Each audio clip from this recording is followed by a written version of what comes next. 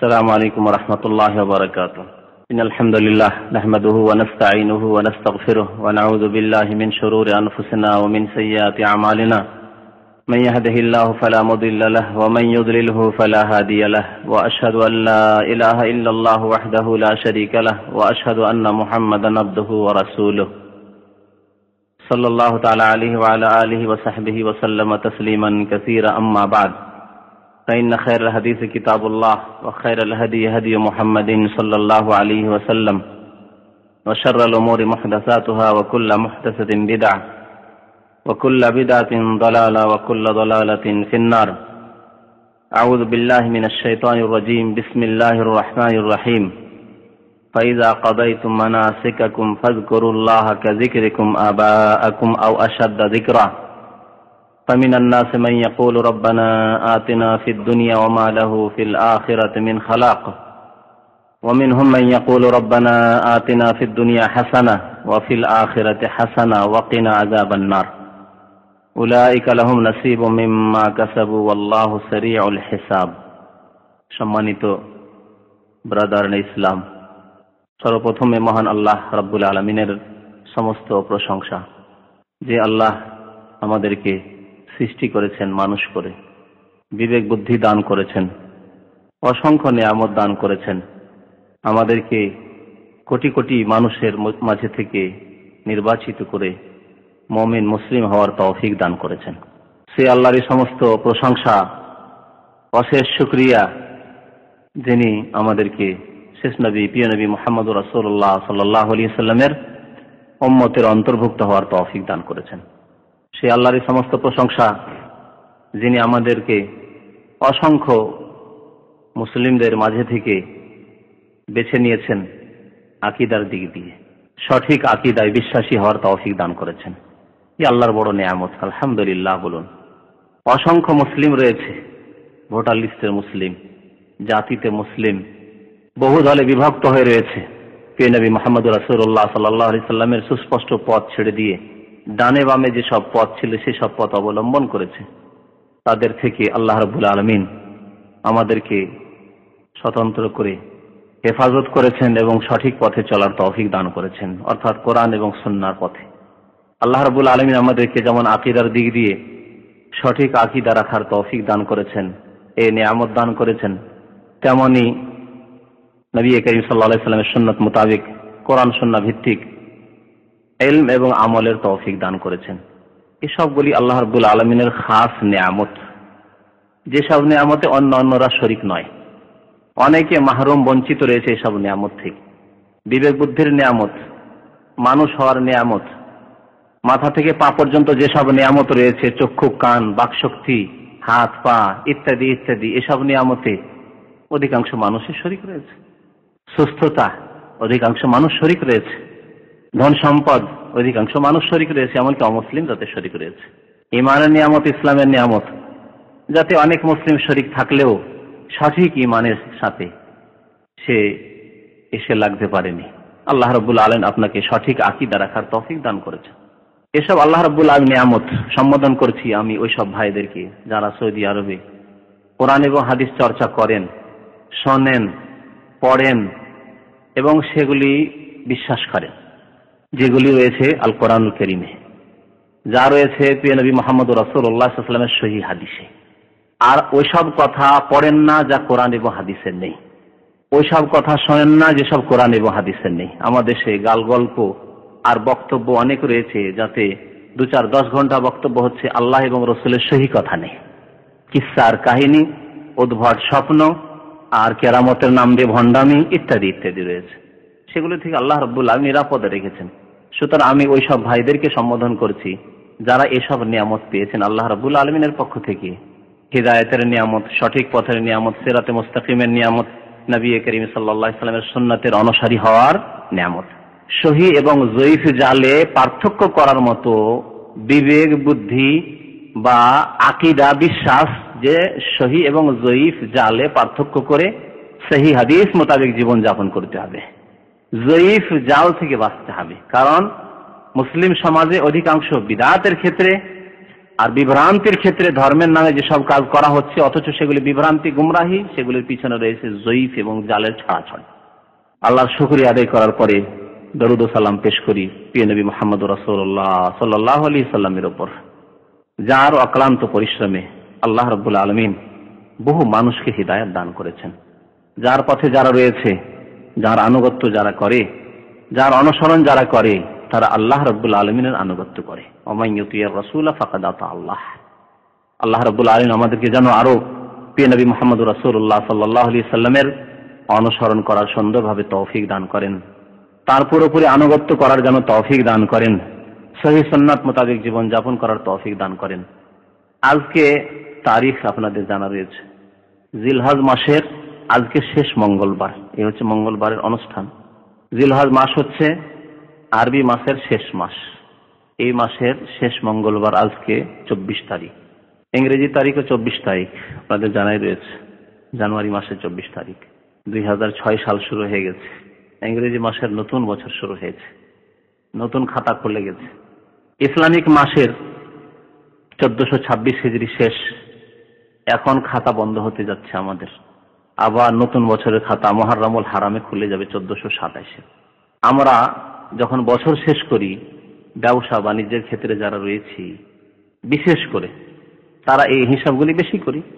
ব্যবসা বাণিজ্য না করলেও যারা কর্মজীবনে রয়েছেন, চাকরি বাকরি করছেন, আয় উপার্জন করছেন, এতদিন কি করলেন না করলেন এগুলি হিসাব করেন। বছর শেষ হলো, সৌদি আরবে 1 বছর থাকলাম, 2 বছর থাকলাম, 4 বছর থাকলাম, 5 বছর থাকলাম, 10 বছর থাকলাম, কি করলাম, ছেলে মেয়েদের জন্য কি করলাম, ভবিষ্যতে দেশে গিয়ে যদি বসতে হয় তার জন্য কি করলাম, এসব হিসাব প্রত্যেকে করি। এগুলি সমস্ত দুনিয়ার হিসাব। কি লাভ কি লস, কতদূর অগ্রগতি হলো, সব হিসাব আমরা করি প্রত্যেকে। এই ক্ষেত্রে কাউকে শিক্ষা দিতে হয় না, কোন অনুষ্ঠানে এইরকম শিক্ষা দেওয়া হয় না যে তোমরা হিসাব করো, হয়ে গেল 5 বছর আসা সৌদি আরব, কি করলে তুমি, না সব টাকা পয়সা এদিক সেদিক তুষুরপাত হয়ে গেল, খরচ খরচা করে শুধু তোমার ভাইয়েরা চায়, তোমার আত্মীয়রা চায়, তোমার অমুক চায়, তমুক চায়, সবকে দিয়ে শেষ করে দিলে করলে কি তুমি, এগুলির জন্য কোনো শিক্ষা দেওয়া হয় না। তারপরেও এই ক্ষেত্রে আমরা যতটা সজাগ হওয়া উচিত তার চেয়ে অনেক বেশি সজাগ, ঠিক না? যতটা সজাগ হওয়া উচিত, তার মানে নিজের জন্য কিছু করতে হবে, নিজের ছেলে মেয়েদেরকে তাদের জন্য কিছু করতে হবে। নবী মুহাম্মদ রাসূলুল্লাহ সাল্লাল্লাহু আলাইহি ওয়াসাল্লাম সাদ বিন আবি ওয়াক্কাস বলছেন, ইন্নাকা ইনতাজারা ওয়ারাসাতাকা আগনিয়া খায়রুন মিন আনতাজারাহুম আলাতান ইয়াতাকাফফুনান নাস। সহিহ বুখারীর হাদিস।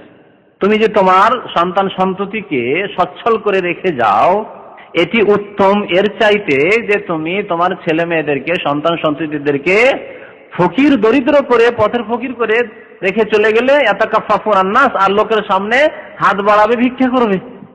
এমনটা করিও না। তাহলে বোঝা যাচ্ছে যে এই ক্ষেত্রে সজাগ অবশ্যই হতে হবে, যে শরীয়ত সম্মত। কিন্তু আমরা সীমার বাইরে সজাগ। সীমার বাইরে সজাগ কেমন আবার, এটি একটা শিক্ষার বিষয়।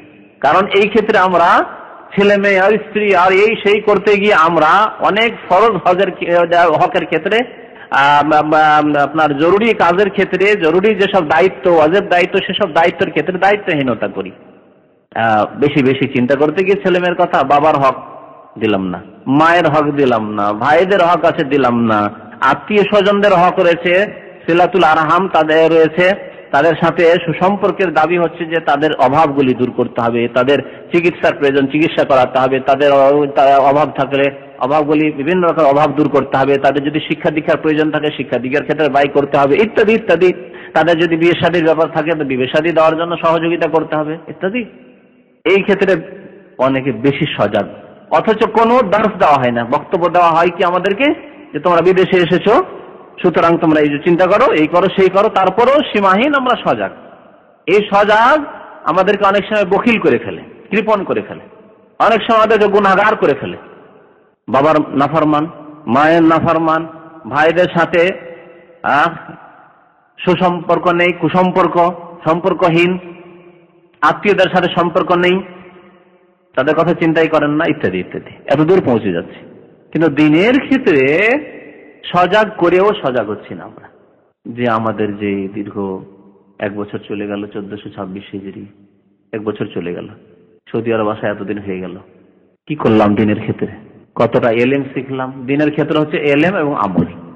এটি হচ্ছে প্রথম দুটি ক্ষেত্র। দিনের ক্ষেত্রে চারটি ক্ষেত্র মনে রাখবেন, আল্লাহ কোরআনে বলেছেন। ইলম প্রথম, তারপর আমল, তারপরে সেদিকে আহ্বান করা, আর এই ক্ষেত্রে অটল থাকা, ধৈর্য ধারণ করা। সূরা আসরের খুলাসা, সার সংক্ষিপ্ত। ইলমের ভিত্তিক, ইলমের উপরে ভিত্তি করে ঈমান সুন্দর হইতে হবে, এবং এই ঈমানের উপরে ভিত্তি করে আমল সুন্দর হইতে হবে। আর এই আমলকে সুন্দর রাখার জন্য অন্যকে নিজের দিকে আহ্বান করতে হবে, নিজের সৎ আমলের দিকে। নিজের দিকের অর্থ হচ্ছে নিজে যে সৎ আমলগুলি করছেন সেদিকে আহ্বান করতে হবে। এই ক্ষেত্রে দায়িত্ব পালন করতে হবে। আপনি যেমন সৎ, আপনার স্ত্রী হবে সৎ। আপনি যেমন সৎ, আপনার ছেলে মেয়ে হবে সৎ। আপনি যেমন সৎ, আপনার আশেপাশে যত লোকে রয়েছে সেগুলি হবে সৎ। আপনার আত্মীয় স্বজন হবে সৎ। আপনার গ্রামবাসী হবে সৎ। আপনি যে রুমে থাকেন, যে ভিলাতে থাকেন, যে বিল্ডিং এ থাকেন সেখানকার লোকেরা হবে সৎ। যে শহরে থাকেন, যে এলাকায় থাকেন সেখানকার লোকদেরকে সৎ করতে হবে। এক কথায় দিনের দাওয়াত পৌঁছাতে হবে এই মানুষকে, এবং এই ক্ষেত্রে অটল থাকতে হবে। একদিন দুই দিন করলাম, একদিন দুই দিনের কথা বললাম, তারপরে চুপ হয়ে গেলাম না, ধৈর্য ধারণ করতে হবে। মানে এই ক্ষেত্রে লেগেই থাকতে হবে, লেগেই থাকতে হবে। আজকে হলো না, কালকে হিদায়াত হতে পারে। আজকে আমার কথা শুনলো না, কালকেও শুনলো না, আরো 10 দিন পর শুনতে পারে। এই বছর না শুনলে আগামী বছর শুনতে পারে। আচ্ছা, 1 বছর পার হয়ে গেল, তারপরের বছর চেষ্টা করতে থাকবে, চেষ্টা করতে থাকতে। আর এই ক্ষেত্রে যতটা দায়িত্ব আছে সেই দায়িত্বগুলিকে খেয়াল করে পালন করতে হবে। অর্থাৎ আপনজন যাদের আপনি দায়িত্বশীল অধীনস্থ ব্যক্তি, তাদের ক্ষেত্রে আপনাকে বল প্রয়োগ করে তাদেরকে সঠিক পথে নিয়ে আসতে হবে। যারা আপনার অধীনস্থ নয় তাদের ক্ষেত্রে আপনাকে কথা দিয়ে, আপনার কর্মের দ্বারা, কথার দ্বারা তাদেরকে দ্বীনের দিকে আকৃষ্ট করতে হয়। তো এই সময়ে একটি কথা যেটি স্মরণ করিয়ে দিচ্ছি, সেটি হচ্ছে যে আমাদের যে সময়গুলি যাচ্ছে, বছর চলে যাচ্ছে, হিজরি শুধু পার হয়ে গেল, সাল পার হয়ে গেল, শুধু নয় বরং এর সাথে সাথে আমাদের বয়সেও পার হয়ে গেল। যেমনই একটি হিজরি শেষ 1426 বলছেন, এখন 27 বলবেন, তার মানে আপনার বয়সের আরেক বছর চলে গেল। 2006 সাল এসেছে মানে আপনার আরেক বছর চলে গেল। 5 শেষ, তার মানে আরেক বছর আপনার বয়সের চলে গেছে। এইভাবে মাইনাস হচ্ছে, কমে যাচ্ছে আপনার বয়স। সুতরাং আপনার এই যে বয়স আল্লাহ আমানত দিয়েছেন, এই আমানতের সদ্ব্যবহার করতে হবে। কি করলেন আপনি? আপনার ইলমের ক্ষেত্রে কতটা শিখলেন? আপনি দিন সম্পর্কে কতটা জ্ঞান আছে? আপনার ফরায়েজ ওয়াজিবাত যেগুলি জানা জরুরি, নবী করিম সাল্লাল্লাহু আলাইহি ওয়াসাল্লামের আদর্শ সুন্নাত সম্পর্কে আপনার জ্ঞান রাখা জরুরি। এগুলি হচ্ছে করণীয় দিক। বর্জনীয় দিক শিরক, কুফরি, নিফাক, হারাম কাজ, অপছন্দনীয় কাজ, যেগুলো বর্জন করা আপনার জন্য জরুরি। সে সম্পর্কে কতটা জ্ঞান হাসিল করেছেন? জ্ঞান হাসিল হয়েছে, কতটা আমল করেছেন, আমলের দিকে কতটা আপনি অগ্রগামী, এ সম্পর্কে সজাগ হইতে হবে। না হলে ওই সময় প্রত্যেকের আসবে, আজকে আসুক, সপ্তাহ পরে আসুক, মাস পরে আসুক, বছর পরে আসুক, আর কয়েক বছর পরে আসুক, একদিন ওই সময় আসবে যেই দিন আমাদের প্রত্যেককে জবাবদেহি করতে হবে। কবরে প্রশ্নগুলি সম্মুখীন হইতে হবে প্রত্যেককে। এই ঈমান আমাদের প্রত্যেকের রয়েছে। সুতরাং হে আব্দুল্লাহ, হে আল্লাহর বান্দা, আপনার প্রশ্নের উত্তরের ব্যবস্থা আপনি করুন। যে আপনি কি জবাব দেবেন সেখানে অন্য কেউ জবাব দিতে যাবে না। আমি কি জবাব দেবো সেখানে আপনি জবাব দিতে আসবেন, আমাকে নিজেই জবাব দিতে হবে। আল্লাহ যেন আমাদের সবাইকে তৌফিক দান করেন। এই জন্য এই প্রশ্নের উত্তর আপনি রেডি করুন।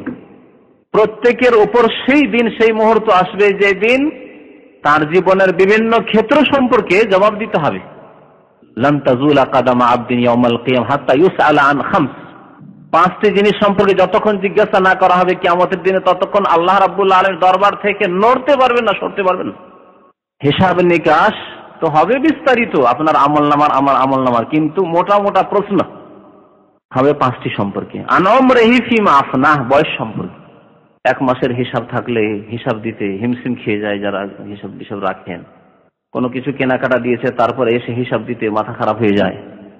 তাহলে আনমরি পুরো জীবন সম্পর্কে যখন 60 বছর 70 বছর আল্লাহ হিসাব নেবেন, কি জবাব দেবেন, এর জন্য প্রস্তুতি নিতে হবে। ওয়ান শাবাবিহি, বিশেষ করে যৌবন সম্পর্কে, কারণ যৌবনের কালে অধিকাংশ মানুষের পদস্খলন ঘটে। সুতরাং সতর্ক করার জন্য বলা হয়েছে যে বিশেষ করে যৌবনের একটি প্রশ্ন হবে, তোমার শাবাব, তোমার যৌবন কোনখানে কেটেছে? ভালো কাজে না খারাপ কাজে, নাই কাজে না অন্যায় কাজে? নামাজ পড়েছিলে 15 বছর থেকে নিয়ে, না বলবেন যে আল্লাহ 40 বছর বয়সে নামাজ শুরু করেছে, তারপরে যদি আল্লাহ তৌফিক দিয়ে দেয় তাহলে। কিন্তু যারা 40 হয়ে গেছে আর নামাজ পড়তে পারলো না, এই বেনামাজি অবস্থায় মরে গেল, কখন যে মত চলে আসে 40 হয়ে গেছে, হজ করে এসেছেন, হ্যাঁ ওমরা করলেন, ফজর নামাজের ঠিক নেই, পড়েন না 4 ওয়াক্ত। নিজে থেকে চয়েস করেছেন আমি 4 পড়বো, আল্লাহ যেন আল্লাহকে আপনি বলে দিয়েছেন আপনার অন্তর থেকে, মুখে খুলে না বললেও, যে আল্লাহ আমি 4 পড়বো, 5 পারবো না। ইয়া রাসূল আল্লাহ আমি 4 পড়বো, 5 পারবো না, আপনি খামসুস সালাওয়াতিন বলেছেন, তা আমার দ্বারা হবে না। কি জবাব দেবেন? ওয়ান শাবাবিহি ফিমা আবলাহ, যৌবন সম্পর্কে কোথায় ক্ষয় করেছিল যৌবনকে। ওয়ান ইলমিহি মাযা আমিলা ফি, ইলম সম্পর্কে আল্লাহ সুযোগ দিয়েছিলেন শেখার, শিখেছিলেন প্রথম কথা ইলম সম্পর্কে, তাহলে শেখার, কারণ ইলম শেখা ফরজ। তালাবুল ইলমি ফরিদাতুন আলা কুল্লি মুসলিম, প্রত্যেক মুসলিমের জন্য দ্বীনের জ্ঞান হাসিল করা, যার দ্বারা আল্লাহকে জানবে, আল্লাহর ইবাদত বন্দেগী নবী করিম সাল্লাল্লাহু আলাইহি সাল্লামের তরিকা মোতাবেক করবে, এটি জানা ফরজ। ইলম সম্পর্কে জিজ্ঞাসা করা হবে, তোমার ইলম কতটুকু ছিল? ঈমানের পিলার জানতে, ইসলামের পিলার জানতে, নামাজের বিধিবিধান আত্তাহিয়াত জানতে, দুরূদ শরীফ জানতে, হজের নিয়ম কানুন জেনে গিয়ে হজ করেছিলে, ইলম সম্পর্কে প্রশ্ন, এগুলি তার অন্তর্ভুক্ত। আপনি ইলম না জেনে আপনি আমল করবেন, কেমন করে আমল সুন্দর হবে? যদি ড্রাইভিং না জানেন আর গাড়ি চালান, কল্পনা করতে পারছেন কথাটি? একটা উদাহরণ দিলাম, ড্রাইভিং জানেন না, কিন্তু আপনি যদি বলেন আমি ড্রাইভিং শিখিনি, জানি না, কিন্তু আমি গাড়ি চালাই, তো বিশ্বাস করবে।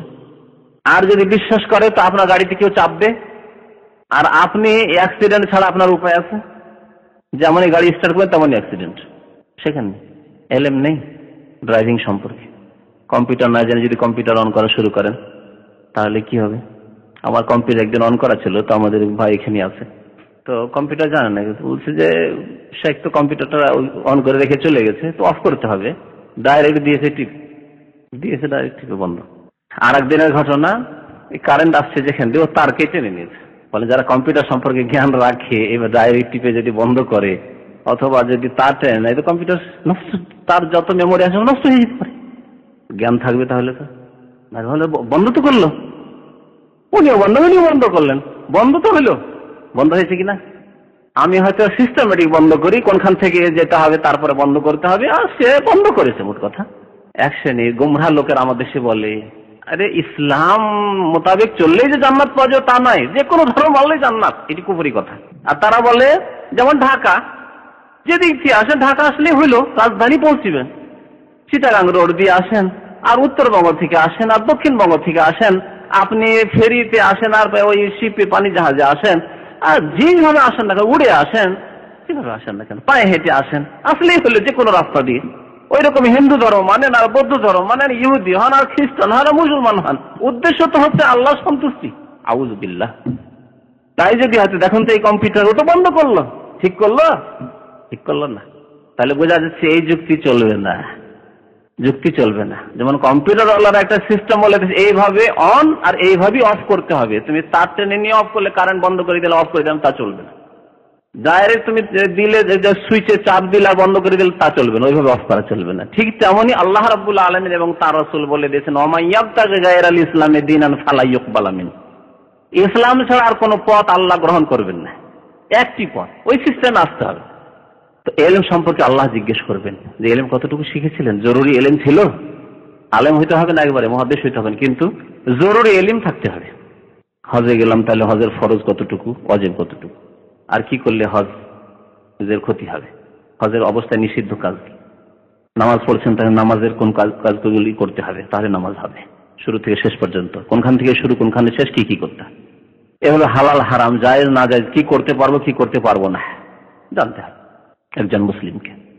ইলম শিখে নেওয়ার পরে আমলের ব্যাপার, আমরা প্রত্যেকে জানি যে ফজর নামাজ ফরজ, 5টি ফরজ, জানার পরেও যদি এখন ফজর নামাজ ঠিক না হয়, ওয়ান ইলমিহি মাযা আমিলা ফি, আল্লাহ জিজ্ঞেস করবেন যে আপনি তো জানতেন যে ফজর নামাজ ফরজ, এবং ফজর নামাজের কথা স্পেশালি কোরআনে আল্লাহ বলেছে ইন্না কুরআনাল ফাজরি কানা মাশহুদা, সমস্ত নামাজগুলির কথা আল্লাহ আম ভাবে বলেছেন, মানে সাধারণ ভাবে, আর বিশেষ ভাবে আল্লাহ ফজর নামাজের কথা বলেছে আকিমিস সালাতা লিদুলুকিশ শামসি ইলা গাসাকিল লাইল ওয়া কুরআনাল ফাজর, আর বিশেষ করে ফজর নামাজ ইন্না কুরআনাল ফাজরি কানা মাশহুদা, কারণ এই ফজরের তেলাওয়াতে, ফজরের নামাজে অসংখ্য ফেরেশতা উপস্থিত হয়ে থাকেন, হাজির হয়ে আল্লাহ বলছেন। নবী মুহাম্মদ রাসূলুল্লাহ সাল্লাল্লাহু আলাইহি ওয়াসাল্লাম বলছেন যে আসকালুস সালাতি আলাল মুনাফিকিন সালাতুল ইশা ওয়া সালাতুল ফজর, সবচেয়ে ভারী নামাজ কার জন্য?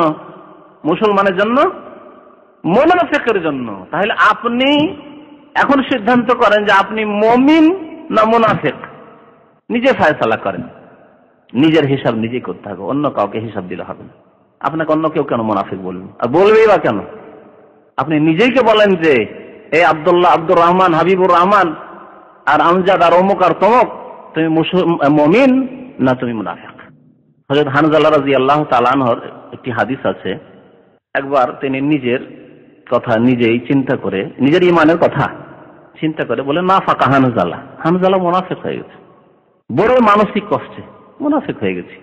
নিজের ঈমানের কথা নিজে কি করে আত্মসমালোচনা করে, চিন্তা করে যে আমার ঈমানের অবস্থা এমনটা কেন, সুতরাং আমি মুনাফিক। নবী সাল্লাল্লাহু আলাইহি ওয়াসাল্লামের দরবারে বলে, ইয়া রাসূলুল্লাহ নাফাকা হানজালা, তো হানজালা মুনাফিক হয়ে গেছে। এই মুনাফিকি দূর করার, এই কপটতা দূর করার কোন উপায় আছে কিনা, না হলে আমি জাহান্নামী। আল্লাহ কোরআনে বলছে ইন্নাল মুনাফিকিনা ফিদ দারকিল আসফালি মিনান নার। কারণ মুনাফিকের স্থান হচ্ছে জাহান্নামের একেবারে নিম্ন থেকে নিম্ন স্তরে। আর আমি মুনাফিক হয়ে গেছি, আল্লাহ আমি মুনাফিক হয়ে গেছি। রাসূলুল্লাহ সাল্লাল্লাহু আলাইহি ওয়াসাল্লাম কাছে বলছেন, ইয়া রাসূলুল্লাহ আমার এই নিফাকের কোন চিকিৎসা প্রতিকার বলুন, কিভাবে আমি বাঁচবো, না হলে আমি মুনাফিক। কি জন্য? শুধু একটি কথা, অথচ তার ধারণা ভুল ছিল।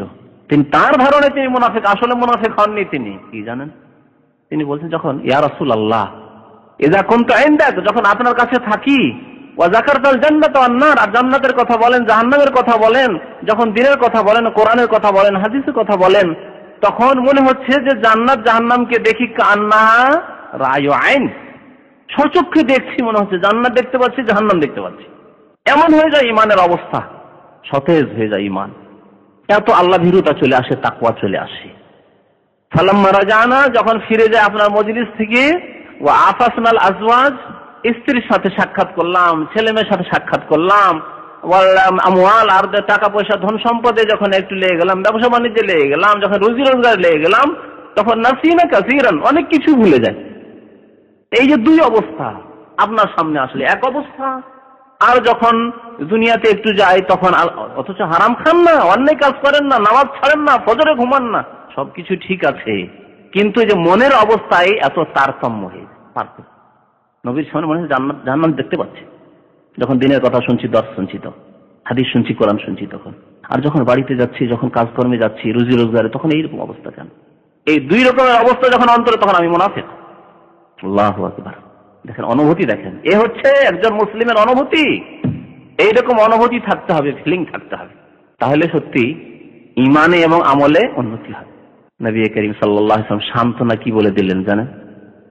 সান্ত্বনা দিয়েছেন, ইয়া হানজালা, শোনো, তোমার অবস্থা যদি ওই রকম থাকতো যেমন তুমি আমার কাছে থাকো, আমার মজলিসে থাকো, দিনের কথা যখন শোনো, সেই রকম অবস্থা যদি তোমার বাড়িতে থাকতো, তোমার কাজকর্মের ক্ষেত্রে গিয়ে থাকতো, তাহলে লাসাফাহাতকুমুল মালায়েকাতু ফিত তুরুকাত, তাহলে ফেরেশতা নেমে আসতো তোমাদের সাথে সালাম মুসাফা করার জন্য রাস্তায় রাস্তায়। এমনটা হয় না। মানুষের অবস্থা একটু পার্থক্য আসবেই, যখন দিনের কথা শোনে, দিনের কথা পড়ে, দিনের মজলিসে বসে, কোরআন তেলাওয়াত করে, কোরআনের তাফসীর পড়ে, তখন তাদের মনের কাইফিয়াত, মনের অবস্থা অন্যরকম। আর যখন একটু দুনিয়া করতে যাবে, তখন হয়তো মনের অবস্থায় খানিকটা গাফিলতি আসবে, কিন্তু না এইরকম গাফিলতি না যে একেবারেই গাফেল, হারামে লেগে পড়লো, পাপ করে ফেললো, না ওই রকম তো হয়। ওয়ালাকিন ইয়াহান জালাতো সাআতান ওয়া সাআতান, কখনো এরকম, কখনো এরকম হবে, কখনো মনের অবস্থা, ইমানের অবস্থা খুব উন্নত হবে, আর কখনো একটু গাফিলতি আসবে, একটু দুনিয়াতে লাগতে হবে, দুনিয়ার কাজকর্ম করতে হবে, সবসময় একই অবস্থায় থাকা যাবে না, মানুষ থাকতে পারবে না। এই বলে নবী করিম সাল্লাল্লাহু আলাইহি ওয়াসাল্লাম সান্ত্বনা দিলেন। তো ফিরে আসি আমলের দিকে। বলুন দেখি, ফজরের নামাজ, মুনাফিকের কথা বলছিলাম, যে নিজের হিসাব করেন তো দেখি, যদি ফজরের নামাজ আমাদের ঠিক না থাকে, অথচ আমরা দিন শিখছি, দিনের কথা জানছি, এলেমের কথা বলছিলাম, আল্লাহ জিজ্ঞেস এলেমের কথা, প্রত্যেকের জানা আছে ফজরের নামাজের কত গুরুত্ব। এটি হচ্ছে মুমিন এবং মুনাফিকের মাঝে পার্থক্যকারী ফজরের নামাজ। আপনাকে কেউ মুনাফিক বলবে না, আপনি নিজেই বুঝে নেবেন যে আপনার ফজর নামাজ সুন্দর, তার মানে আপনি মুমিন। আর ফজর নামাজের ত্রুটি, তার মানে আপনার মধ্যে এখনো নিফাক থেকে গেছে। সুতরাং এই নিফাককে দূর করার চেষ্টা করেন, আপনি মুনাফিকির ঊর্ধ্বে চলে যাওয়ার চেষ্টা করেন, আপনি মুমিনদের দলে শামিল হওয়ার চেষ্টা করেন। আর মনে রাখবেন, যে ব্যক্তি নামাজের হেফাজত করে নিতে পারবে, অন্য অন্য পাপ থাকলে ধীরে ধীরে সেরে যাবে, কিন্তু নামাজবিহীন পাপ সারে না, পাপ সারে না, বাস্তব সত্য কথা।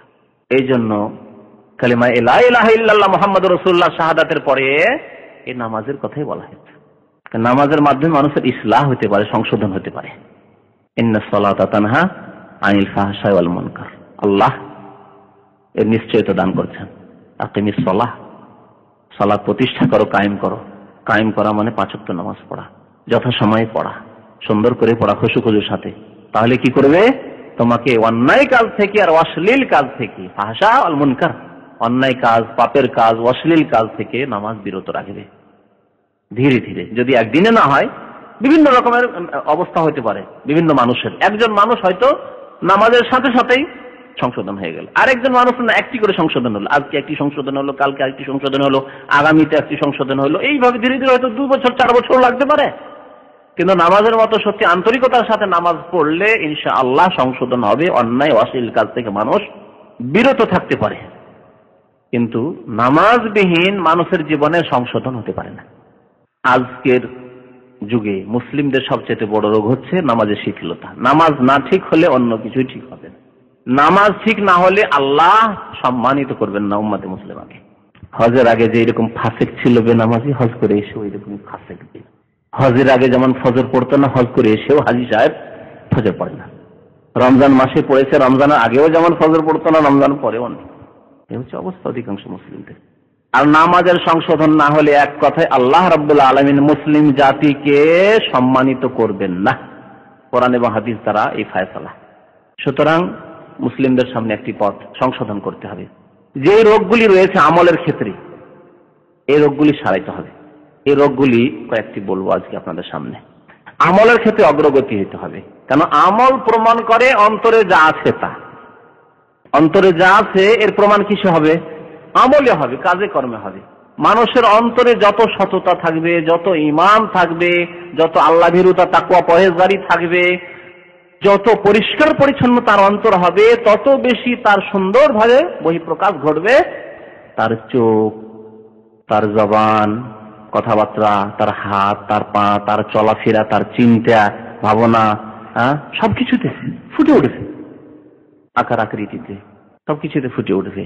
আপনার ঈমান যতদূর ততদূর আপনার আমল হবে, বাস্তব সত্য। এমনটা ভাবলে হবে না যে আমরা মৌসুমে তো করে নিলাম, অনেক নেকি করে নিলাম, রমজান মাসে অনেক নেকি করে নিলাম, রমজান পরে নেকি ছেড়ে দিলাম। এক শ্রেণীর লোকদের অবস্থা। আবার হাজী সাহেবরা হজ করে আসলেন, আবার ওই অবস্থায়। না, এরকম হইলে হবে না। এই আগের হাদিসটি শেষ করে দিই, তারপরে আগে বাড়ছি। নবী সাল্লাল্লাহু আলাইহি ওয়াসাল্লাম কি বলছেন? যে ইলম সম্পর্কে আল্লাহ জিজ্ঞেস করবেন যে যা শিখেছেন আমল করছেন কিনা। এই জন্য আমলের কথাটি আজকে আলোচনা করব। যা শিখলেন আমল করছেন কিনা। আর প্রত্যেকে জানেন যে সব ত্রুটি হয়েছে এই সম্পর্কে, প্রত্যেকে জানেন। যদি কেউ এইরকম মুনাফিকি করে, এক ধরনের লোক রয়েছে, আর এক মুনাফিকি, যে বেশি শিখবো না, বেশি শিখলে বেশি আমল করতে হবে, ঠিক না? আর এক মুনাফিকি। এই জন্য যে রোগগুলি বলো প্রত্যেকে জানেন, যে রোগগুলির কথা বলবো, যে রোগ রয়েছে আমাদের মধ্যে, ওই সম্পর্কে আপনাদের প্রত্যেকের জ্ঞান রয়েছে। শুধু আপনাদের না, আলহামদুলিল্লাহ আপনারা তো দিন শিখতে আসছেন এখানে। যারা দিন শিখতে আসেও না, প্রত্যেক মুসলিম জানে যেগুলি পাপ, তারপরে সেই পাপগুলি করে। তার মধ্যে একটি বললাম নামাজের ক্ষেত্র।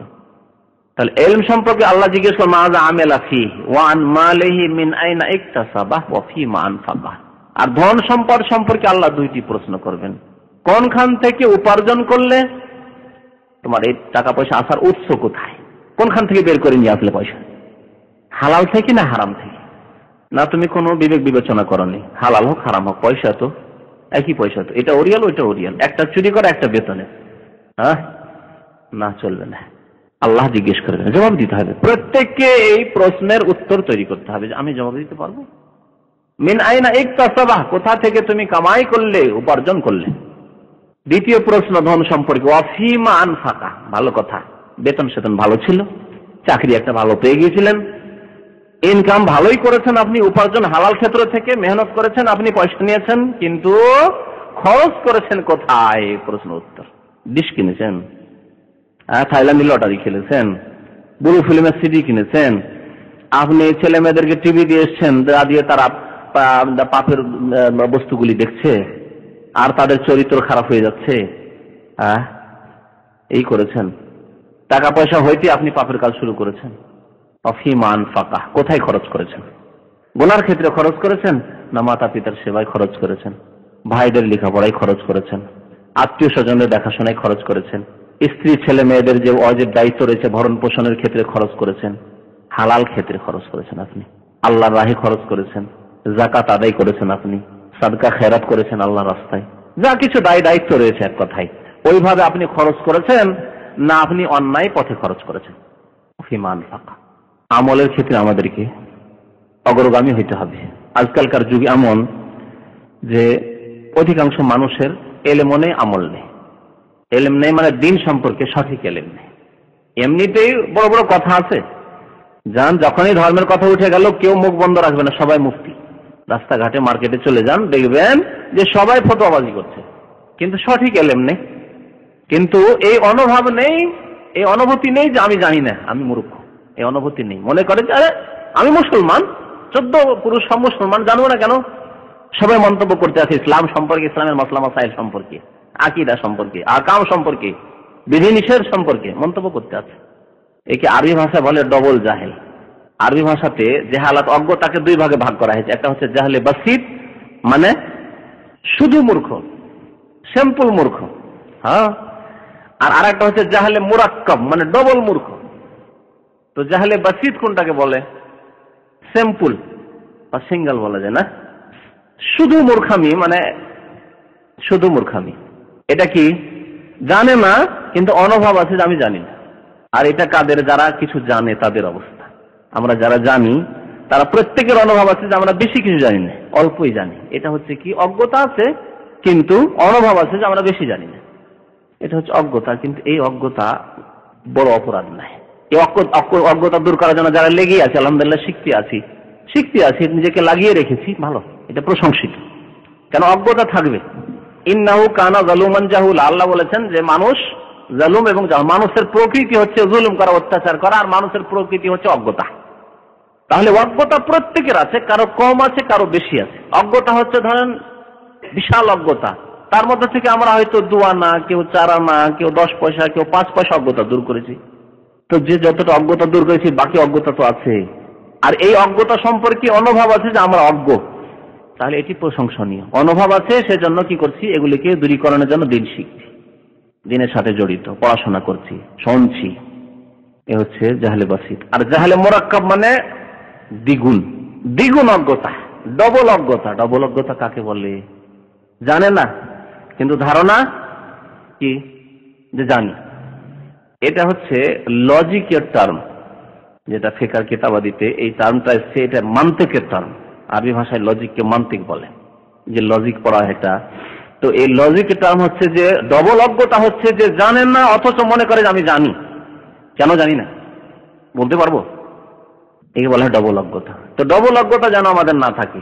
আর জানা, আচ্ছা যখনই বলবো যে জানি না অথচ জানি, তাহলে আর শিখবো কি? আর এই রোগ রয়েছে আমাদের দেশের এক শ্রেণীর মাদ্রাসা পড়া লোকদের মধ্যে। সৌদি আরবে সে 10 বছর 20 বছর থাকে, কিন্তু শিখার প্রয়োজন মনে করে না, অথচ তাওহীদ সম্পর্কে কোনো জ্ঞান নেই, আকায়েদ সম্পর্কে, সঠিক বিশ্বাস সম্পর্কে কোনো জ্ঞান নেই, নবী কারীম সাল্লাল্লাহু আলাইহি ওয়াসাল্লামের সঠিক সুন্নাহ সম্পর্কে কোনো জ্ঞান নেই। যদি জিজ্ঞাসা করেন যারা 10 বছর 12 বছর পড়ে ফারেগ হয়ে কামেল পাশ করে, জিজ্ঞাসা করেন যে বলুন সহিহ হাদিস কাকে বলে, আর জয়ীফ হাদিস কাকে বলে, জাল হাদিস কাকে বলে, এই তিনটির পার্থক্য করে দেন। ক্ষমতা নেই, অথচ মনে করে আমরা জানি, কারণ পাগড়ি নিয়েছি, কওমি মাদ্রাসা ফারেগ হয়েছি, অথবা আলিয়া মাদ্রাসায় টাইটেল কামেল পাশ করেছি। এর নাম হচ্ছে জাহলে মুরাক্কাব, ডবল অজ্ঞতা। না জেনে জানার দাবি করা, এমনটা যাতে না হয়। জানতে হবে এবং জেনে আমল করতে হবে। আর যদি না জানি, এক মুনাফিক, না বেশি জানবো না, বেশি জানলে বেশি আমল করতে হবে। আমল তো করতে হবে, কারণ আল্লাহ শুধু মুক্তি রেখেছেন মুমিনের জন্য। আর মুমিনকে যে ব্যক্তি ইলম হাসিল করলো, আমল করলো, সেই দিকে আহ্বান করলো, আর এই পথে অটল থাকে। আবার কথাটি ফিরিয়ে দিলাম, ভালো করে বলবেন না এই 4টি কথা। ইমাম শাফিঈ রাহমাতুল্লাহ আলাইহি বলছেন যে আল্লাহ গোটা কোরআনে এতগুলি সূরা নাযিল না করে, যদি আল্লাহ ইচ্ছা করতেন যে আমি একটি সূরা নাযিল করব, সেই সূরা হচ্ছে সূরা আল আসর, আমি শুধু সূরা আসর নাযিল করব, আর তারপরে বান্দাদের হিসাব নেব। তাহলে যথেষ্ট ছিল। আর কোনো মানুষের অজুহাত থাকতো না যে আল্লাহ আমরা তো জানতাম না। 2 লাইনের একটি সূরা, ওয়াল আসরি ইন্নাল ইনসানা লাফি খুসর ইল্লাল্লাযিনা আমানু ওয়া আমিলুস সালিহাত ওয়া তাওয়াসাউ বিল হাক্কি ওয়া তাওয়াসাউ বিস সাবর। আল্লাহ যদি আর কিছুই নাযিল না করতেন, লাকানা হুজ্জাতান আলা ইবাদিহি, তাহলে আল্লাহর বান্দা সারা বিশ্বের মানুষের উপর আল্লাহর হুজ্জত মানে প্রমাণ কায়েম হয়ে যেত যে তোমাদের ওজর অজুহাত দূর করে দিয়েছেন, জানিয়ে দিয়েছি তোমাদেরকে যে কি করতে হবে। ইলম লাগবে, শিখতে হবে আল্লাহ সম্পর্কে, রাসূল সম্পর্কে, পরকাল সম্পর্কে, আর আমল লাগবে, কর্ম লাগবে, সেদিকে ডাকতে হবে অন্যদেরকে, আর এই ক্ষেত্রে অটল থাকতে হবে। ব্যাস। আমলের ক্ষেত্রে ত্রুটি, হজ করে আসার পরে, রমজানের পরে এই আমলের ত্রুটি যদি থেকে যায়, তাহলে আর সংশোধন হওয়ার সময় কোথায়? কারণ সংশোধন মানুষ কখন করে? বিশেষ বিশেষ সময় বিশেষ করে সংশোধন হয় মানুষের, সব সময় সংশোধন হয় না। এগুলি হচ্ছে সংশোধনের মুহূর্ত, যেখানে একটা টার্নে গিয়ে সংশোধন হয়। একটা পথে লেগে আছেন, যখন টার্ন এদিকে ওইদিকে যাচ্ছে, তখন আপনি সিদ্ধান্ত নেবেন যে ভাই এদিকে যাওয়াটা ভালো হবে না এদিকে যাওয়া ভালো হবে। একটাই রাস্তার ফেরার যদি কোনো পথ না থাকে, তাহলে ফিরতে পারছেন না আপনি। এই জন্য মানুষের জীবনে বিভিন্ন টার্নে গিয়ে মানুষ সংশোধন করতে পারে। মনে ধাক্কা দিল, আল্লাহ রমজান মাস আসলো, শবে কদর করলাম, রোজা রাখলাম, তারাবি পড়লাম, কোরআন খতম করলাম, এত আল্লাহ তোমাকে ডাকলাম, কাঁদাকাটি করলাম, আবার নামাজ ছেড়ে দেবো, আবার ঈদ পড়তে নামাজ ছেড়ে দেবো। এই মনে ধাক্কা, যে টান, এখন এখানে সংশোধনের সময় হচ্ছে। এইরকম মন মেজাজ তৈরি হলে সংশোধন হবে, না হলে সংশোধন হবে না। হজের মৌসুম আসলো, আল্লাহ অসংখ্য মানুষ, আমার বংশের অনেক বংশ রয়েছে, একটিও হাজি নেই। আপনারা জানেন সব, আমাদের দেশে অনেকে রয়েছেন যার বংশে হয়তো হাজি খুঁজে পাওয়া যাবে না। আপনি প্রথম হাজি, মাশাআল্লাহ, বয়স মাত্র 25 বছর, 30 বছর, আপনি হাজি প্রথম। 80 বছর 90 বছরের রয়েছে আত্মীয় স্বজনের মধ্যে, কেউ হজ করতে পারেনি। বলুন আলহামদুলিল্লাহ। এই যে হজ করলেন, তার একটা এখানে চিন্তার বিষয়। আল্লাহ হজ করলাম, আল্লাহ আরাফে অবস্থান করলাম, কত তোমার দরবারে কেঁদে কেঁদে দোয়া করলাম, আল্লাহ কত আশা নিয়ে দোয়া করলাম যে আমার জীবনের দুনিয়া এবং আখিরাতের উন্নতি হয়ে যাবে, আমার কামিয়াব হয়ে যাবো দুনিয়া এবং আখিরাতে। আল্লাহ এই বলে দোয়া করলাম, আল্লাহ মুজদালিফায় দোয়া করলাম, আল্লাহ কাবা শরীফের সামনে কত দাঁড়িয়ে দাঁড়িয়ে দোয়া করলাম, আল্লাহ মদিনা গিয়ে মসজিদ নববীতে দোয়া করলাম।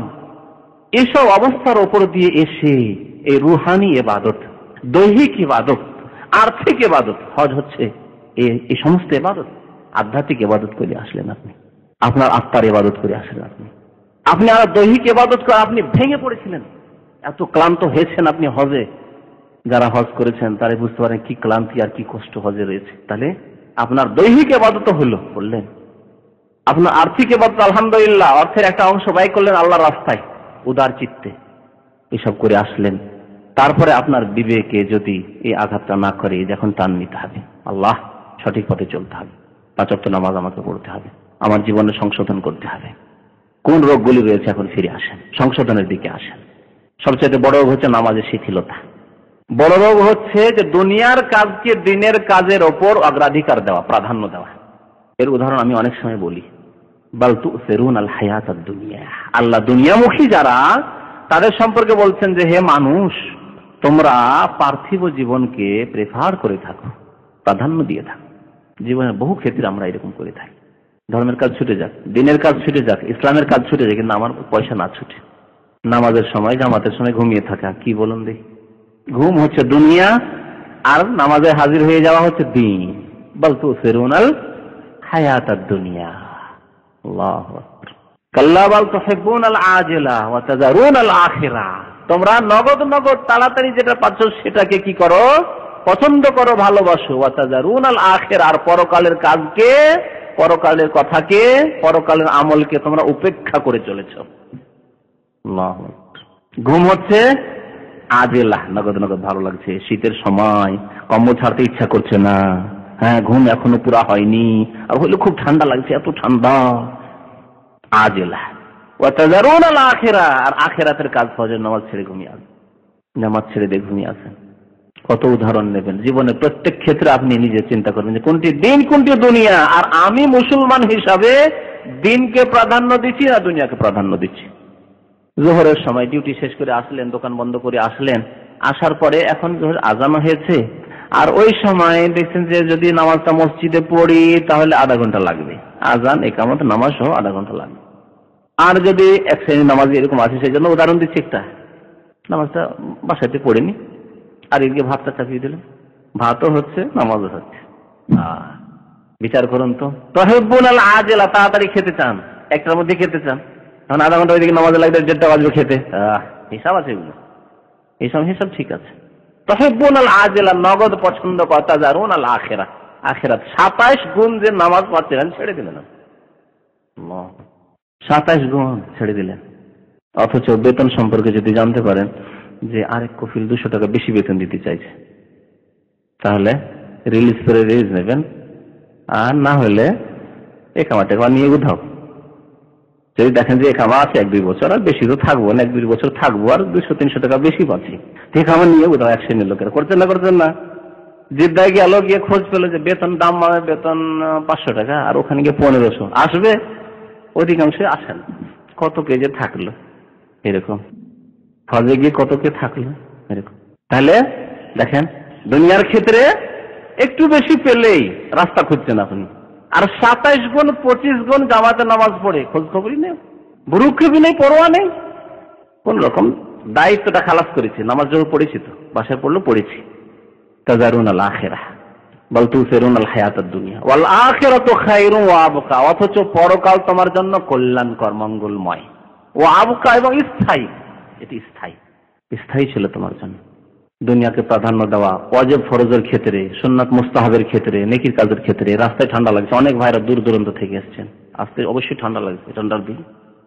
এই সারাদিন ডিউটি করে আসলাম, যাই কম্বলের তলায়, অনেক ভাই কম্বলের তলায় ঢুকে পড়েছে। অনেকে রাস্তাঘাটে ঘুরে বেড়াচ্ছে, ও তো আরো অপরাধী, আরামও না করে রাস্তায় ঘুরে বেড়াচ্ছে, কিন্তু দিন শিখতে আসেন। কিন্তু আলহামদুলিল্লাহ ভাগ্যবান যে আল্লাহ তৌফিক দিয়েছেন। আগে বলেছি আল্লাহর নিয়ামতের কথা, আল্লাহ তৌফিক দিয়েছেন যে ঠান্ডাও মনে করলেন না, ক্লান্তিও মনে করলেন না, কম্বল ছেড়ে দিয়ে, বিছানা ছেড়ে দিয়ে আপনি পায়ে হেঁটে ঠান্ডা এসেছেন। এটি হচ্ছে আখিরাতকে প্রাধান্য দেওয়া। আর দুনিয়াকে প্রাধান্য দেওয়া ঘুমকে, এলেমের উপর, আমলের উপর, আরাম বিশ্রামকে, বাজারে ঘোরাকে, বন্ধু বান্ধবের সাথে সাক্ষাৎকে, বন্ধু বান্ধবের কাছে পার্টি খাওয়া, খেতে গেলেন বা খাওয়াইলেন, এগুলি বল তুসিরুন আল হায়াত, এমনটা না হয়। আর যদি হালাল হারাম হয়, একদিকে হালাল আরেকদিকে হারাম, হারামের পথে গেলেন হালাল ছেড়ে, তাহলে তো বলার প্রয়োজনই করে না যে কিভাবে দুনিয়াকে প্রাধান্য দিয়ে থাকি এক শ্রেণীর মানুষেরা। আমলের সংশোধন হইতে হবে। আমলগুলি শেষ করি। সবচেয়ে বড় আমল যেটি হচ্ছে কালমা লা ইলাহা ইল্লাল্লাহর পরে আমরা প্রত্যেক মুসলমান, নামাজ ঠিক করতে হবে। যার নামাজ ঠিক হয়নি, কিছুই ঠিক হয়নি। যার নামাজ ঠিক হয়নি, নামাজের সংশোধন হয়নি, অন্য কোনো সংশোধন হবে না, কোনো সংশোধন হবে না। কারণ সে সবসময় আল্লাহর গজবের মধ্যে, আল্লাহর অভিশাপের মধ্যে। ওই অবস্থায় যদি মারা যায়, হাদিস আপনাদের জানা আছে, শুধু স্মরণ করে দিচ্ছি একটি অংশ হাদিসের। ওমাল্লাম ইউহাফিজ আলাইহিন্না, যারা নামাজের হেফাজত করে না। নবী সাল্লাল্লাহু আলাইহি ওয়াসাল্লাম এই কথা বলেননি যে যারা নামাজ পড়ে না, হেফাজত করে না। হেফাজত করা মানে কি? আপনার টাকাটা যদি এখানে ফেলে দেন, উঠাবেন কিন্তু রেখে দিয়েছেন পাশে, তার মানে এই নয় যে আপনি ফেলেই দিয়েছেন, উঠাবেন কিন্তু হেফাজত করা হলো না। মানি ব্যাগটা রেখে দিয়েছেন, এই কামাটা রেখে দিয়েছেন, উঠাবো পরে। মোবাইলটাকে রেখে দিয়েছেন পাশে, উঠাবো, হেফাজত করা হলো না। অনেক ভাইরা রয়েছেন গাড়িতে বসার পরে মোবাইলটা গাড়িতে রেখে দিয়ে, আর কত যে গাড়িতে মোবাইল হারাচ্ছে লোকের। ভাড়া গাড়িতে লিমুজিন চেপে যে মোবাইলটা রেখে দিল, নিচ্ছি, হেফাজত করলো না সে, ঠিক আছে? এমন না যে ছেড়ে দিয়েছে, নিচ্ছি, অন্য কিছু করছি বা ওই করছি, তার নিচ্ছি। নবী সাল্লাল্লাহু আলাইহি ওয়াসাল্লাম বলছেন ওমাল্লাম ইউহাফিজ আলাইহিন্না, যারা নামাজের হেফাজত না করে, মানে বেনামাজি নয় কিন্তু নামাজের হেফাজত করে না, ঠিকভাবে পড়ে না, জামাত সহকারে পড়ে না, 4 ওয়াক্ত পড়ে, ওয়াক্ত যাওয়ার পরে ফজর পড়ে কিন্তু সকাল 7টা 8টায় পড়ে, যখন ডিউটির সময় যাবে তখন 2 রাকাত 4 রাকাত পড়ে নিল, হয়ে গেল ফজর পড়া তার। জোহর পড়লো, বাসায় পড়ে নিল, আসরটা ঘুমে চলে গেল, পরে পড়লো, ইত্যাদি। কোনো ওজর নেই, অসুস্থতা নেই, যেগুলি শরীয়তে ওজর রয়েছে, না সফর, না অসুস্থতা, না অন্য কিছু, না বৃষ্টি, ওজর নেই। ওমাল্লাম ইউহাফিজ আলাইহিন্না, যে ব্যক্তি নামাজের হেফাজত করলো না, খেয়াল খুশি পড়লো, লাম তাকুল্লাহু বুরহানান ওয়ালা নূরান ওয়ালা নাজাত, না তার জন্য আলো হবে, না কোনো দলিল প্রমাণ তার কাছে থাকবে। মুসলমান হওয়ার দলিল দেখেন, 3টি কথা নবী বলেছেন, লাম তাকুল্লাহু নূরান ওয়ালা বুরহানান ওয়ালা নাজাতান ইয়াউমুল কিয়ামah। কিয়ামতের দিনে মুসলমানের জন্য আলোর প্রয়োজন, কারণ কাফেররা পুল সিরাতের কাছে গিয়ে অন্ধকারে নিমজ্জিত হয়ে যাবে, আর অন্ধকারের মধ্যে জাহান্নামে তাদেরকে ধাক্কা দিয়ে ফেরেশতারা নিক্ষেপ করবে, অন্ধকারের মধ্যে জাহান্নামে চলে যাবে কাফেররা। মুসলমানের তাহলে প্রয়োজন কিসের? নূরের, আলোর প্রয়োজন। যদি নামাজের হেফাজত না করা হয় তাহলে লাম তাকুল্লাহু নূরান, আলো থাকবে না কিয়ামতের দিনে। আলো নেই, তার মানে কাফেরদের সাথে জাহান্নামে যেতে হবে। ওয়ালা বুরহানান, কোন দলিল প্রমাণ থাকবে না যে মুসলমান। আমরা বলবো যে আল্লাহ আমরা মুসলমান ছিলাম, তোমার নবীর প্রতি ঈমান ছিল, তোমার কোরআনের প্রতি ঈমান ছিল, পরকাল বিশ্বাস করতাম, আল্লাহ তোমায় বিশ্বাস করতাম। আল্লাহ বলবেন বুরহান নিয়ে আসো, হাতু বুরহানাকুম ইন কুনতুম সাদিকিন, সত্যবাদী হলে তোমাদের দলিল প্রমাণ প্রুফ পেশ করো। প্রিয় নবী মুহাম্মদুর রাসূলুল্লাহ সাল্লাল্লাহু আলাইহি ওয়াসাল্লাম বলছেন যে তার কাছে প্রমাণ নেই। প্রমাণ কি পেশ করবেন? মনে ঈমান আছে, এই কথা আর বলা যাবে না মনে আছে। আল্লাহ নামাজ পড়েছি, দেখ আমল নামা, নামাজ ঠিক নেই। খালি বলছে নামাজ কোথায় তোমার, ঠিক নেই নামাজ পড়ো, নামাজের হেফাজত তুমি করনি, তাহলে তোমার বুরহানও নেই, তোমার কাছে দলিল নেই যে তুমি মুসলমান। ওয়ালা নাজাতান, যখন প্রমাণও নেই আর আলো নেই, তাহলে যেতে হবে কোথায়? নাজাতও নেই, মুক্তিও নেই, জাহান্নাম থেকে তাহলে মুক্তিও নেই। তিনটি মূল্যবান কথা নবী করিম সাল্লাল্লাহু আলাইহি ওয়াসাল্লামকে আল্লাহ জামেউল কালাম দিয়েছিলেন। এটি নবীর একটি বৈশিষ্ট্য, কথা অল্প ভাব অনেক বেশি, কথায় ব্যাপকতা যাকে বলা হয়, অসার কথাবার্তা নয়। আমরা এক শ্রেণীর মানুষ আছি অসার কথাবার্তা বলি, কথা অনেক ঢেরি বললাম আর সার কথা হচ্ছে অল্প। না, নবী সাল্লাল্লাহু আলাইহি ওয়াসাল্লাম কথা অল্প বলতেন আর কথা হচ্ছে, কথার অর্থ হচ্ছে ব্যাপক। যত চিন্তা করবেন চিন্তার দিগন্ত খুলে যাবে সেই কথাগুলিকে নিয়ে নবী করিম সাল্লাল্লাহু আলাইহি ওয়াসাল্লাম। ওয়া কানা ইয়াউমাল কিয়ামা, আর সেই কিয়ামতের দিনে কার সাথে হবে? আবু বকরের সাথে, ওমরের সাথে, উসমানের সাথে, আলীর সাথে, কার সাথে? ওয়া কানা ইয়াউমাল কিয়ামাতে মা কারুন ওয়া ফিরআউন ওয়া হামান ওয়া উবাই ইবনে খালদ। আল্লাহু আকবার। মানব জাতির ইতিহাসে কাফেরদের বড় বড় নেতাদের কথা বলা হয়েছে। শুধু এই উম্মতের মানে 1400 বছরের মধ্যে বড় বড় কাফেরদের কথা বলা হয়নি, মানব জাতির ইতিহাসে আদম থেকে শুরু করে বড় বড় কাফেররা লিস্টে নিয়ে আসা হয়েছে। তাদের সাথে বেনামাজি যারা নামাজের হেফাজত করলো না, খেয়াল খুশি নামাজ পড়লো, 3 ওয়াক্ত 2 ওয়াক্ত, এক সপ্তাহ পড়লো, আরেক সপ্তাহ পড়লো, রমজানে পড়লো, হজের মৌসুমে পড়লো, তারপর পড়লো না। কারণের সাথে পুঁজিপতি ধ্বংস হয়েছে, ধ্বংস করেছে আল্লাহ রাবের মাটিতে ধসিয়ে দিয়ে, ধসতেই রয়েছে। ফেরাউন নেতৃত্বের কারণে যে অহংকারী কাফের, পয়সার কারণে অহংকারী কাফের হচ্ছে কারণ, নেতৃত্বের কারণে গদির কারণে অহংকারী কাফের হচ্ছে ফেরাউন। হামান মন্ত্রিত্ব পদের কারণে অহংকারী কাফের হচ্ছে হামান। উবাই ইবনে খালদ, উবাই ইবনে খালদ নবী করিম সাল্লাল্লাহু আলাইহি ওয়াসাল্লামের জামানার বড় কাফের, যেই ব্যক্তি প্রিয় নবী মুহাম্মদুর রাসূলুল্লাহ সাল্লাল্লাহু আলাইহি ওয়াসাল্লাম, যাকে আল্লাহ রাহমাতুল লিল আলামিন বিশ্বজাহানের করুণা রহমত করে পাঠিয়েছিলেন, তাকে আঘাত করে হত্যা করার জন্য চেষ্টা করেছিল উবাই ইবনে খালদ মারদু। নবী করিম সাল্লাল্লাহু আলাইহি ওয়াসাল্লাম যখন দেখলেন যে আমাকে মারতে আসছে, নবী সাল্লাল্লাহু আলাইহি ওয়াসাল্লামের হাতে কোনো লোক মারা যায়নি, কোনো কাফের। এই উবাই ইবনে খালদ কে নবী করিম সাল্লাল্লাহু আলাইহি ওয়াসাল্লাম দেখলেন যে মারতে আসছে, তখন প্রতিহত করার জন্য আঘাত করেছিলেন। একটু আঁচড় লেগেছিল, হাদিস আছে আঁচড় শুধু লেগেছিল, তার চামড়াটা শুধু ছিলেছিল আঁচড়। তাতে কি হয়েছিল? এত জ্বলন, এত দাহন যন্ত্র শুরু হয়েছিল যে রাস্তাতে সাথী সঙ্গীদের বলছে যে মরলাম মরলাম, আর বাঁচবো না, আর বাঁচবো না। সবাই ঠাট্টা করতে তাকে নিয়ে। সাথী সঙ্গী কাফেররা মক্কা ফিরে যাচ্ছে যুদ্ধের পরে, আর সে মরলাম মরলাম করে চিৎকার করছে, সারা রাতে উটের উপরে বসে থাকতে পারে না, চিৎকার করছে আর ছটপট ছটপট করছে। সবাই ঠাট্টা মজা করছে তাকে নিয়ে, যে কি করছো তুমি, আরে কত কে আহত হয়েছে, রক্ত কত পড়েছে, তাদের কিছুই নাই, তারা চুপচাপ আছে, আর তুমি চিৎকার করে চলে যাচ্ছ। সেই সঙ্গে উবাই ইবনে খালদে বিতাড়িত বলেছিল মারদুদ, আর জানো তোমাদেরকে অন্য কেউ মেরেছে, আমাকে কে মেরেছে জানো? আরে আমি মার খেয়েছি, আহত হয়েছি মুহাম্মাদের হাতে সাল্লাল্লাহু আলাইহি ওয়াসাল্লাম, সুতরাং আমি বাঁচবো না, আমি বাঁচবো। রাস্তায় এভাবে ছটপট ছটপট করে মারা গিয়েছিল, হালাক হয়েছিল। তাহলে বেনামাজি যে নামাজের হেফাজত করে না, 3 ওয়াক্ত নামাজ পড়ে, যে ফজর পড়ে না, ছেড়েই দিল, ওয়াক্ত চলে গেল, তাদের হাসর হবে এইসব নেতাদের, কাফেরদের নেতাদের সাথে। আল্লাহ যেন হেফাজত করে আমাদের। আর একটি বড় রোগ রয়েছে আমাদের লেবাস পোশাকের ক্ষেত্রে, টাকনার নিচে কাপড়। হজ করে এসে যদি সংশোধন না হয় কাপড়ের, কি পাচ্ছেন বলুন তো দেখি? শয়তান ঘর করে বসে আছে মগজে, যে টাকনার উপরে কাপড় উঠিয়ে নিলে অভদ্র বলবে, অথবা যেখানে চাকরি করি ঠাট্টা বিদ্রুপ করবে, মজাক করবে, বলে দেখো মোতাবা মোতাবা হয়েছে, দেখো দেখো দেখো। এই 2-4টি কথা শুধু শুনে বরদাস্ত করতে পারবেন না, হ্যাঁ, লজ্জা লাগছে। জাহান্নাম নিতে প্রস্তুত, জাহান্নামে যাবেন তার জন্য রেডি, কিন্তু মানুষের 2-4টি ঠাট্টা মজাকের কথা বরদাস্ত করতে পারছেন না আপনি। তাহলে আপনার এই হজে গিয়ে কি অনুশীলন হলো, কি শিক্ষা নিলেন আপনি, কি তরবিয়ত ট্রেনিং পেলেন আপনি বলুন তো দেখি? আপনার কি এতে সন্দেহ আছে? সহিহ বুখারী শরীফের হাদিস, প্রিয় নবী মুহাম্মদ রাসূলুল্লাহ সাল্লাল্লাহু আলাইহি ওয়াসাল্লাম বলছেন, মা আসফালা মিনাল কাবাইন মিনাল ইজারি ফাফিন্নার। টাকনার নিচে যতটা কাপড় যাবে ততটা জাহান্নামে যাবে। টাকনার নিচে যতটা কাপড় যাবে ফাফিন্নার, জাহান্নামে যাবে। নবী করিম সাল্লাল্লাহু আলাইহি ওয়াসাল্লামের আরেকটি হাদিস রয়েছে মুসলিম শরীফে, মান জাররা সাওবাহু খয়লা, যে ব্যক্তি অহংকার করে কাপড় ঝুলাবে, লাম ইয়ানজুরিল্লাহু ইলাইহি ইয়াউমাল কিয়ামাহ, আল্লাহ তার দিকে রহমতের দৃষ্টিতে তাকাবেন না কাল কিয়ামতে। তার রহমতের দৃষ্টিতে তাকাবেন না যারা অহংকার করে কাপড় ঝুলায়। আর বিনা অহংকারেও যদি কাপড় ঝুলায়, কি জন্য? যে ভদ্র লাগবে দেখে। ইউরোপিয়ান আমেরিকানরা টাকরা নিচে, ইহুদি খ্রিস্টানরা টাকরা নিচে কাপড় পরে, কাপড় ঝুলিয়ে ঝুলিয়ে পরে, হ্যাঁ, কাপড় দিয়ে ঝাড়ু দেয়, সুতরাং আমাকেও কাপড় দিয়ে ঝাড়ু দিতে হবে। এইরকম যদি কাপড় পরে, এই জন্য যে অভদ্র বলবে, কট্টর মুসলমান বলবে, মূলবাদী বলবে, ঠিক কিনা? এগুলি তো বলবে, আর কি বলবে?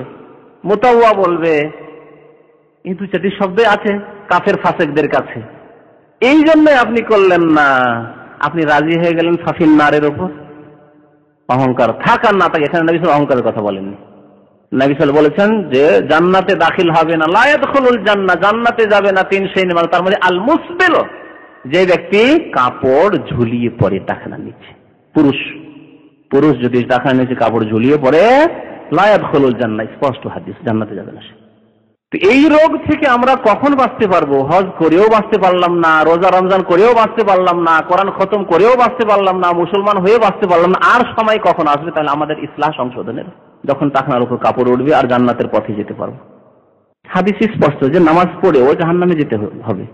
সে 1 বছর হোক, আর 5 বছর হোক, আর 10 বছর হোক, আর কিছুদিনের জন্য হোক, জাহান্নামে যেতে হবে। নবী সাল্লাল্লাহু আলাইহি ওয়াসাল্লাম বলেছেন যে ব্যক্তি টাকনার নিচে কাপড় নিয়ে যায়, জাহান্নামে যেতে হবে। এক শ্রেণীর নামাজি ভাইরা রয়েছেন যারা টাকনার নিচে কাপড়টা পরেন, নামাজে গেলে, মসজিদে গেলে তখন কাপড়টা গুটিয়ে নিলেন একটু, আর কাপড়টা গুটিয়ে না নামাজটা পড়লেন, আর যেমনই মসজিদের দরজা আসলেন, জুতাটা পরার সাথে সাথে কাপড়টাকে নামিয়ে দিলেন। তো কি আপনি মসজিদের মধ্যে আল্লাহর গোলাম, আর মসজিদের বাইরে আসতেই শয়তানের গোলাম? এমনটা কেন করবেন? এগুলি রোগ, এই রোগ মুক্ত হইতে হবে। এই সংশোধন যদি না হয় তাহলে আমরা মুক্তি পাবো না, ওয়ালা না যাতেন, মুক্তি পাওয়া যাবে। রোগ হচ্ছে আমাদের অনেক ভাইদের এই তামাক জাতীয় জিনিস খাওয়া বা পান করা, জর্দা খাওয়া, তামাক খাওয়া, বিড়ি সিগারেট খাওয়া, এগুলি হারাম। আর এই রোগের পিছনে রয়েছে আমাদের দেশের বিদাতি মোল্লা মৌলবীরা, যারা ফতোয়া দিয়ে থাকে যে জর্দা, তামাক, বিড়ি সিগারেট কি মাকরুহ। আজকালকার এই বিদাতি মোল্লা মৌলবী যারা বলছে মাকরুহ, তাদের চাইতে জ্ঞানী হচ্ছে আজকাল মেডিকেল সায়েন্সের ডাক্তাররা। ডাক্তারদেরকে জিজ্ঞাসা করুন যে তামাক জাতীয় জিনিসে, জর্দা, তামাকে, বিড়ি সিগারেটে কত ক্ষতি। তারা বলবে তার ক্ষতি এমন যে মদের চাইতে বেশি, মদের চাইতে কম নয়। এই কথা বললে আল্লাহ কোরআনে মদকে স্পষ্ট হারাম করেছে। আর কোরআনে বহু আয়াত রয়েছে। ধূমপানের উপরে যদি শুনতে চান, তামাকের উপর শুনতে চান, তো আমার একটা বক্তব্য রয়েছে ধূমপানের বিধান সম্পর্কে, শুনে নেবেন। সেদিকে বিস্তারিত যাচ্ছি না, কিন্তু একটি হারাম কাজ, যে হারাম কাজটিকে উপলব্ধি করতে পেরেছে ডাক্তারেরা, কিন্তু এক শ্রেণীর বিদাতি আলেমরা যারা মাকরু বলে সমাজে চালিয়ে দিয়েছে। কারণ তারাও তো তামাক খায় ভদ্রভাবে, জর্দা খায়, খৈনি খায়, হ্যাঁ, এগুলি খায় যে ভদ্রভাবে। সেই জন্য এখন সমাজকে কি করে বলবে যে তুমি সিগারেট খেও না, বিড়ি খেও না? সমাজের লোকেরা ধরে ফেলবে যে আপনি তো খাচ্ছেন তামাক, জর্দাতে তো তামাক আছে, আমার সিগারেটও তামাক আছে, পার্থক্য কোথায়? ধরে ফেলবে যে বিদাতি মোল্লাদেরকে। সেই জন্য তারা এই মাকরু ফতোয়া দিয়ে। আর আমি একটা কথা বলি, মাকরু মানে কি? খাওয়ার জিনিস, খাওয়ার বস্তু।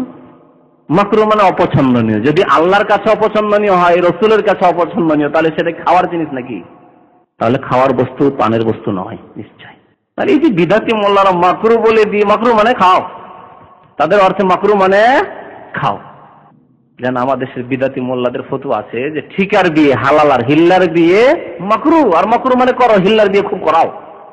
অথচ রাসূলুল্লাহ সাল্লাল্লাহু আলাইহি ওয়াসাল্লাম লানত করেছেন এই ঠিকার বিয়ের, লান আল্লাহুল মুহাল্লিল ওয়াল মুহাল্লাল্লাহু, যে হালালা করবে আর যার জন্য হালালা করা হবে, দুইজনের উপর আল্লাহর লানত রয়েছে, অভিশাপ রয়েছে, আল্লাহর রহমত থেকে বঞ্চিত। আর এই বিদাতি মোল্লারা আমাদের দেশে ফতোয়া দিল যে হালালার বিয়ে কি জায়েজ করতে পারছে না, কারণ যেখানে লানত আছে তো একটু তো মার্জিত করে হালকা করতে হবে। লাইট করতে করতে করতে করতে কি করেছে তারা? মাকরু করেছে। তাদের কিতাবে ফিকর কিতাব আছে যে হালালা করা মাকরু, আর মাকরু মানে হালালা করো। মোল্লারা হালালা করাচ্ছে, যাও আজকে রাতের জন্য আমার বিবি তোমার কাছে, তুমি হালাল করে দাও কালকে। আউযুবিল্লাহ, আস্তাগফিরুল্লাহ, জেনা, আরে ঠিকার জেনা। কন্ট্রাক্টর না। আর তারপরে বলবেন আল্লাহর আযাব আসবে না? আল্লাহর আযাব অবশ্যই আসবে। আল্লাহর আযাব থেকে বাঁচতে হলে আল্লাহর দ্বীনের বাস্তবায়ন করতে হবে জীবনের সার্বিক ক্ষেত্রে। আল্লাহ যেন আমাদের সবাইকে তৌফিক দান করেন, আমাদের ব্যক্তি জীবনে সংশোধনে আল্লাহ তৌফিক দান করেন, আমাদের পরিবারের সংশোধনে আল্লাহ তৌফিক দান করেন, আমাদেরকে সৎ আমলের তৌফিক দান করেন, আল্লাহ শিরক বিদআত থেকে আমাদেরকে বেঁচে থাকার তৌফিক দান করেন, আমাদেরকে খাঁটি ইসলামের দাওয়াত দেওয়ার আল্লাহ যেন তৌফিক দান করেন, আল্লাহ পাপের কাজ থেকে আমাদেরকে বাধা দেওয়ার জন্য সমাজকে আল্লাহ যেন তৌফিক দান করেন, আল্লাহ আমাদের দেশে ইসলামী আইনের বাস্তবায়ন আল্লাহ যেন আমাদেরকে তৌফিক দান করেন, আমাদের নেতাদেরকে যেন তৌফিক দান করেন। আমিন। ওয়া সাল্লাল্লাহু আলা নবিয়িনা মুহাম্মদ ওয়া আলা আলিহি ওয়া সাহবিহি আজমাইন।